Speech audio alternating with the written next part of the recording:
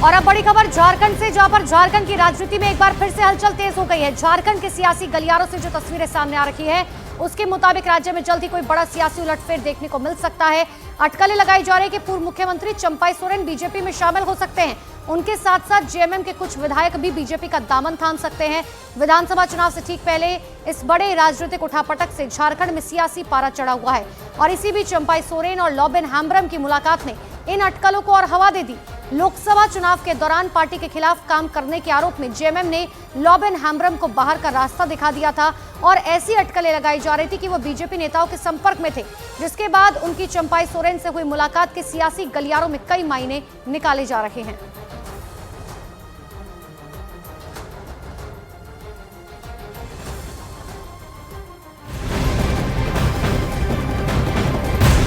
तो बीजेपी में शामिल होने की अटकलों के बीच झारखंड के पूर्व मुख्यमंत्री चंपाई सोरेन कोलकाता से नई दिल्ली पहुंचे।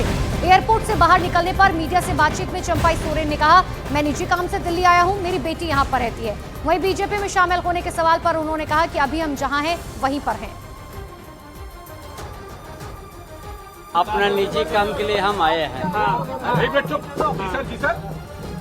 हमारा बच्ची रहता है, उससे देखने के लिए आए हैं, इसीलिए अपना निजी काम है। दिल्ली आना जाना होते रहता है, आज भी हम आए हैं। कलकत्ता में बीजेपी के नेताओं से देखिए, मुलाकात अभी हम जहाँ पर है वहीं पर है। तो चंपाई सोरेन तो नाराज है, लेकिन और कौन से वो विधायक हैं जो हेमंत सरकार से बेहद नाराज है? आपको एक एक कर उनके नाम बता देते हैं। देखिए, सबसे पहला नाम जो निकलकर सामने आया है जेएमएम से नाराज विधायकों का, उसमें सबसे पहला नाम है दशरथ गागराई का। दरअसल ये वो नाम है जो हेमंत सोरेन के बहुत करीबी कहे जाते हैं, लेकिन अभी उनकी नाराजगी है। दूसरा नाम जो है चमरा लिंडा का निकलकर सामने आया है। ये वो विधायक हैं जो कहा जा रहा है नाराज हैं और इनमें से कई चंपाई सोरेन के साथ शायद बीजेपी में भी जा सकते हैं। और तीसरा नाम है लॉबेन हैम्ब्रम का। इनसे मुलाकात भी जो है चंपाई सोरेन की हुई थी, जिस पर उन्होंने साफ तौर पर कहा कि हमारी मुलाकात चलती रहती है। और चौथा और आखिरी नाम है सुखराम उरांव का। ये वो चार नाम है जो बताया जा रहा है कि बेहद नाराज चल रहे हैं हेमंत सोरेन से, और शायद ऐसा हो सकता है कि अगर चंपाई सोरेन जाते हैं भारतीय जनता पार्टी में शामिल होने के लिए तो शायद ये नाम भी जा सकते हैं। दूसरी तरफ झारखंड विधानसभा की मौजूदा स्थिति आपको समझाते हैं, क्योंकि ऐसे में आप समझिए कि अगर चंपाई सोरेन पाला बदलते हैं तो हेमंत सोरेन की सरकार जो अल्पमत में आ सकती है। देखिए, अगर सीटों की बात करें तो झारखंड में फिलहाल विधानसभा की 81 सीटें मौजूद है। आंकड़ों की बात करें तो जेएमएम के पास 29 सीटें हैं, कांग्रेस के पास 16 सीटें हैं, गठबंधन दोनों का है। साथ ही आरजेडी की बात करें तो 1 सीट है, सीपीआईएमएल की बात करें तो 1 सीट है। दूसरी तरफ बीजेपी की बात करें तो 25 सीटें, यानी कि सिर्फ 4 सीटें कम है जेएमएम से। जेवीएम के पास 2 सीटें, आजसू के पास 3 सीटें, एनसीपी के पास 1 सीट और निर्दलीय के पास 2 सीटें और रिक्त जो है यानी कि खाली पड़ी हुई जो है वो 1 सीट है। अब आप ऐसे में समझिए ये है विधानसभा का मौजूदा आंकड़ा, लेकिन अगर पाला बदलते हैं तो जेएमएम की जो सीटें हैं वो कहीं ना कहीं कम हो सकती हैं। अब आपको बताते हैं कि देखिए, बहुमत का आंकड़ा जो है क्या कुछ है। 81 सीटें हैं, लेकिन बहुमत का आंकड़ा 41 है। ऐसे में समझिए जेएमएम के पास 29 सीटें हैं, बीजेपी के पास 26, आईएनसी के पास 17 सीटें, सीपीआईएमएल के पास 1, आरजेडी के पास 1, आजसू के पास 3। इतना ही नहीं, निर्दलीय की बात करें तो 2, एनसीपी की एपी की बात करें तो 1 और खाली पड़ी हुई 1 सीट। यानी कि ये मौजूदा आंकड़ा जो है वो क्या कुछ है। लेकिन एक तरफ जेएमएम का गठबंधन है, दूसरी तरफ एनडीए का गठबंधन। किसका पलड़ा भारी अभी है ये आप समझिए। जेएमएम के पास 29 सीटें हैं, कांग्रेस की 17, आरजेडी की 1, सीपीआईएमएल की 1, यानी कि कुल मिलाकर हो जाती है 48। बहुमत का आंकड़ा है 41 का। एनडीए की बात करें तो बीजेपी के पास 26, आजसू की 3, निर्दलीय 2, एनसीपी एपी 1, यानी कि कुल मिलाकर 32 और बहुमत का आंकड़ा है 41। लेकिन ऐसे में अगर वो जो 6 विधायक नाराज चल रहे हैं, अगर पाला बदलते हैं तो ऐसे में जेएमएम की मुश्किलें बहुत ज्यादा बढ़ सकती हैं।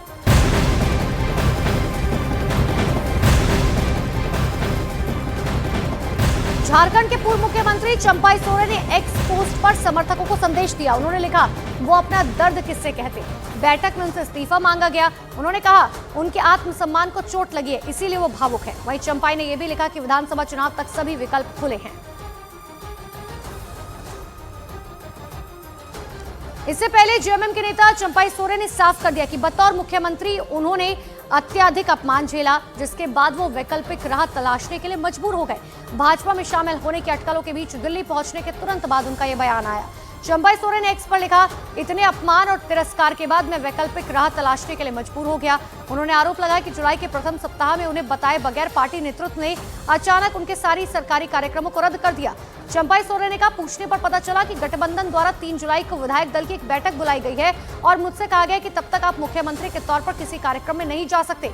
उन्होंने सवाल किया, क्या लोकतंत्र में इससे अधिक अपमानजनक कुछ हो सकता है कि एक मुख्यमंत्री के कार्यक्रम को कोई अन्य व्यक्ति रद्द करवा दे। चंपाई सोरेन ने दावा किया, कहने को तो विधायक दल की बैठक बुलाने का अधिकार मुख्यमंत्री का होता है, लेकिन मुझे बैठक का एजेंडा तक नहीं बताया गया था।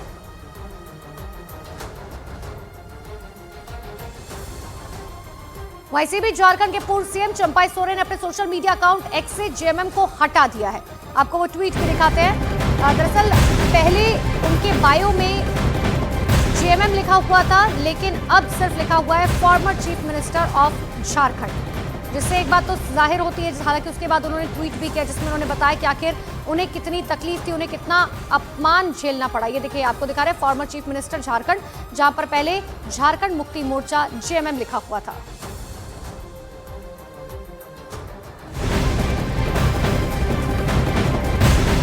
चंपाई सोरेन के बीजेपी में शामिल होने के अटकलों के बीच केंद्रीय मंत्री जीतन राम मांझी ने अपने एक बयान के जरिए खलबली मचा दी। उन्होंने एक्स पर लिखा, चंपाई दा आप टाइगर थे, टाइगर हैं और टाइगर ही रहेंगे। एनडीए परिवार में आपका स्वागत है, जोहार टाइगर। उनके इस ट्वीट के बाद चंपाई सोरेन के बीजेपी में शामिल होने के अटकलों को और हवा दे दी है। पूर्व सीएम चंपाई सोरेन के साथ साथ झामुमो के कई विधायक जो है वो भी भाजपा में जाने के अटकलों के बीच झारखंड के मुख्यमंत्री हेमंत सोरेन ने भारतीय जनता पार्टी पर बहुत बड़ा आरोप लगाया। उन्होंने कहा, भाजपा के लोग षड्यंत्रकारी हैं जो न केवल समाज बल्कि घर, परिवार और पार्टी को तोड़ने में लगे रहते हैं।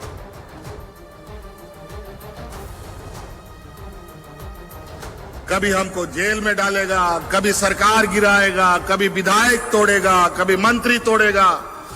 यही काम में ये लोग लगा रहता है और ध्यान भटकाता है हमारा। लेकिन अब ना हम लोग का लक्ष्य भटकेगा ना ध्यान भटकेगा। अब बिल्कुल मंजिल के बहुत करीब, और ये जो इनके षड्यंत्र हैं, इस षड्यंत्र को तो अभी देश की जनता ने नकार दिया है। अब झारखंड की जब बारी आएगी अभी 1-2 महीना में, तो उन लोग को इस तरीके से नकार देना है कि झारखंड में दोबारा ये लोग दिखने के लिए भी ना मिले। तो चंपाई सोरेन के बीजेपी में शामिल होने की चर्चा के बीच जेएमएम ने एक एक्स पोस्ट के जरिए चंपाई सोरेन पर निशाना साधा। जेएमएम ने पोस्ट में लिखा, झारखंड भाजपा में मुख्यमंत्रियों की भरमार है। पूर्व मुख्यमंत्री बाबूलाल जी, साथ ही पूर्व मुख्यमंत्री अर्जुन मुंडा जी, इसी तरीके से पूर्व मुख्यमंत्री मधु कोड़ा जी, पूर्व मुख्यमंत्री रघुवर दास जी, और उसके ऊपर सुपर सीएम है ही हिमंता बिस्वा शर्मा जी। अब लग रहा है कि 1-2 और पूर्व को गवर्नर बनाकर राज्य निकाल दिया जाएगा।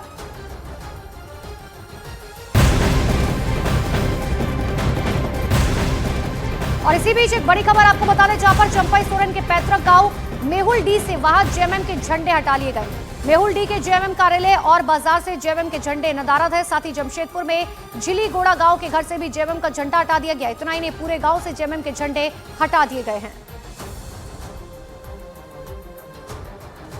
तो चंपाई सोरेन के बीजेपी में शामिल होने के अटकलों के बीच कांग्रेस ने अपनी प्रतिक्रिया दी। कांग्रेस के नेता राकेश सिन्हा ने कहा, चंपाई सोरेन को अपनी बात सार्वजनिक प्लेटफॉर्म पर रखने से पहले संगठन के सामने रखना चाहिए था। माननीय चंपाई सोरेन जी ने भी जो पत्रों के माध्यम से अपनी भावनाओं को अवगत कराया है, तो स्वाभाविक तौर पे एक यह अच्छी बात है कि अपनी भावनाओं से अपने नेतृत्व को या अपनी जनता को अवगत कराना, हमें लगता है कि ये कहीं से कोई गलत बात नहीं है।